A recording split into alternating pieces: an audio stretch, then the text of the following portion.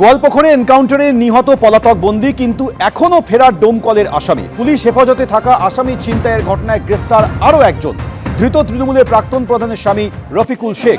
পুলিশের উপরে হামলার ঘটনায় আগেই গ্রেফতার তৃণমূলের প্রাক্তন প্রধান, এখনো পলাতক আসামি সোহেল রানা।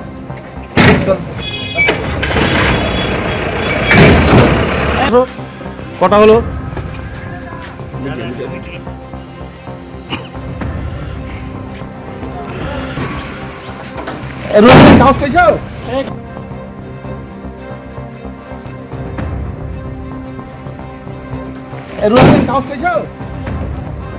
আসামি ছিনতাই করে তৃণমূলের প্রধান নেতা এরা পালাবে বা পালিয়েছে, এটা নতুন কোনো খবর নয়। এরা দিদির অনুপ্রেরণায় দিদির ভাই শেখ শাহজাহানের নেতৃত্বে সিবিআইয়ের গাড়ির উপরে হামলা করেছে, সিআইডির গাড়ির উপরে হামলা করেছে, ইনকাম ট্যাক্সের আধিকারিকের উপরে হামলা করেছে।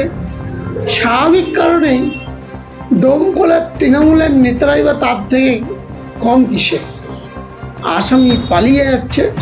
এটা সম্পূর্ণ বাংলার পুলিশের ব্যর্থতা এবং অপদার্থ। এরা আমার মনে হয় এর যে মাথা, তাকে ইমিডিয়েট গ্রেপ্তার করা উচিত। পুলিশ স্টেশনের সামনে তো দাঁড়িয়ে থাকে না, নিশ্চিতভাবে মুর্শিদাবাদ পুলিশ প্রশাসন, এসপি সাহেব তার নেতৃত্বে আমাদের ভরসা আছে এবং এখানকার পালিয়ে যাওয়া আসামি বোম্বে হোক, দিল্লি হোক, বা ভারতবর্ষের যেখানেই থাক না কেন, প্রতিদিন মুর্শিদাবাদের পুলিশ কোনো না কোনো জায়গা থেকে বিভিন্ন ধরনের আসামি, সে নারী নির্যাতন থেকে হতে পারে, চুরি হতে পারে, ডাকাতি হতে পারে, বিভিন্ন ধরনের আসামি প্রতিদিন কোনো না কোনো থানা থেকে তাদেরকে গ্রেপ্তার করে আনা হচ্ছে। খোঁজ খবর করে নিশ্চিত থাকুন এক্ষেত্রেও পুলিশ প্রশাসন যথাযোগ্য ভূমিকা নিয়ে তাদের কাজ করবে, আশ্বস্ত করতে পারি মুর্শিদাবাদের মানুষকে।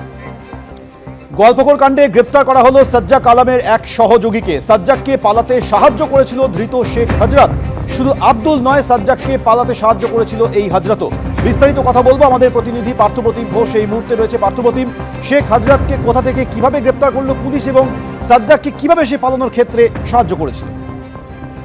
গোয়ালপুকুর থেকে কিন্তু শেখ হজরতকে গ্রেপ্তার করা হয়েছে। তোমাকে বলবো যে সাজ্জাক আলম তাকে এনকাউন্টার করা হয় এবং তার পরবর্তীকালে যে বিষয়টা উঠে আসে, আব্দুল হোসেন নামের নাম উঠে আসে এবং এক্ষেত্রে যেমনটা জানা যাচ্ছে শুধুমাত্র সাজ্জাককে সাহায্য করেছিল আব্দুল একা নয়, তার সঙ্গে ছিল শেখ হজরত। এবং শেখ হজরত কিন্তু যেদিন এই আব্দুল হোসেন যে পালানোর প্ল্যান করেছিল এবং সেদিনকে আদালত থেকে বেরোবার পর যে রাস্তায় সে পালিয়ে যায়, তার পিছু পিছু কিন্তু কোর্ট থেকে একেবারে শেখ হজরত একটি মোটর বাইকে করে সে পিছু পিছু ফলো করেছিল এবং তারপরে যখন দুজন পুলিশ কর্মীকে গুলিতে আহত করে সাজ্জাক আলম সে পালিয়ে যায় এবং তারপর বেশ কিছুটা দূরে এই শেখ হজরত সে মোটর বাইক নিয়ে অপেক্ষা করছিল এবং তার পরবর্তীকালে সাজ্জাককে নিয়ে শেখ হজরত সে লজিস্টিক সাপোর্ট দেয় এবং তার যে বাড়ি রয়েছে গোয়ালপুকুর এলাকা, একেবারে সীমান্তবর্তী এলাকায়, যেখানে এক প্রান্তে ভারত এবং অপর প্রান্তে বাংলাদেশ, সেই জায়গায় একটি ঘরের মধ্যে তাকে লুকিয়ে রেখেছিল।